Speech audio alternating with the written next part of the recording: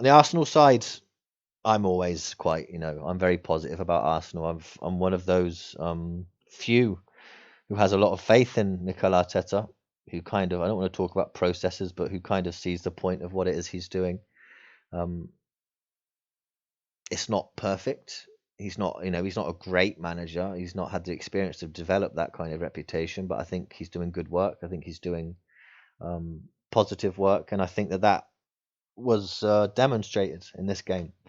I think there's a lot to be positive about from an Arsenal perspective. You've got to consider that those bad results at the start of the season were there with half a team pretty much for Arsenal. I mean, the defense they fielded against Man City was as makeshift as it gets.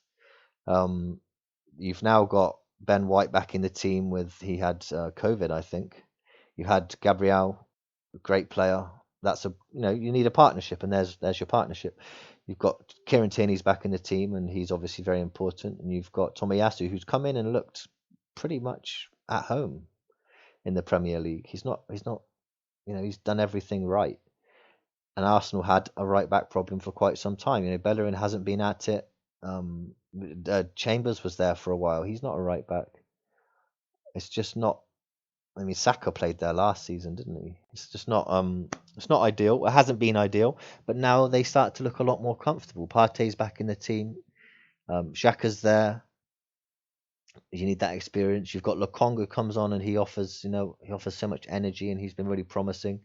You've suddenly now got structure and familiar faces, and you need that.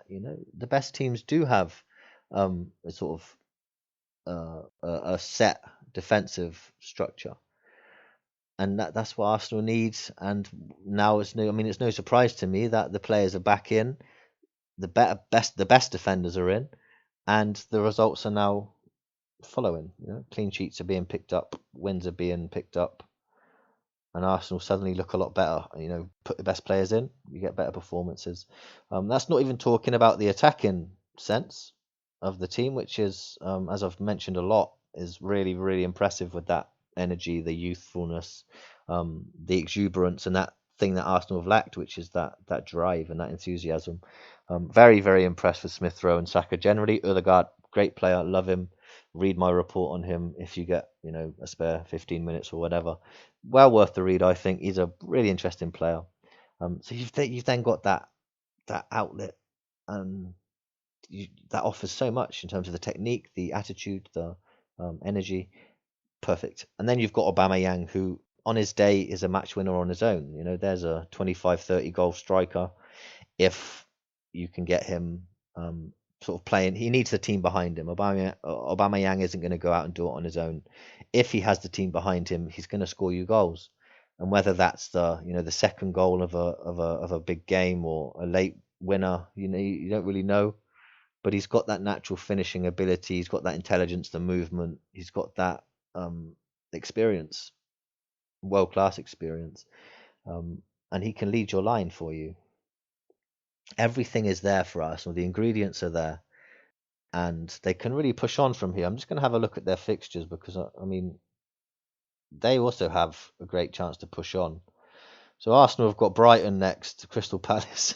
I mean, I hope I'm not talking about Arsenal in the same vein as Chelsea after they play these two games. Not Chelsea, of Tottenham, sorry.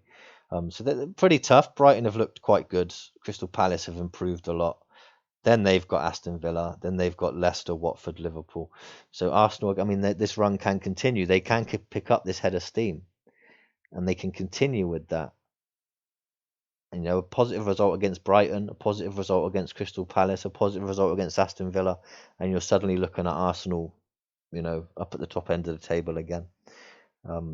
It looks as if that bad start that we saw last season has lasted a lot less time than this one, which was very important. Arsenal were making up ground throughout the whole second half of last season, and they finished the season very, very strongly. One of the best teams for the second half of the season. But they were really badly let down by their start. This year, it looked like it might go that way. After Brentford was a tough game, Chelsea was a very tough game, Man City was a very, very tough game, but they've turned it around pretty quickly. So we'll have to see how they get on. But again, all of the ingredients are there for the Gunners, and I think there's plenty to be apprehensively optimistic about, I would say.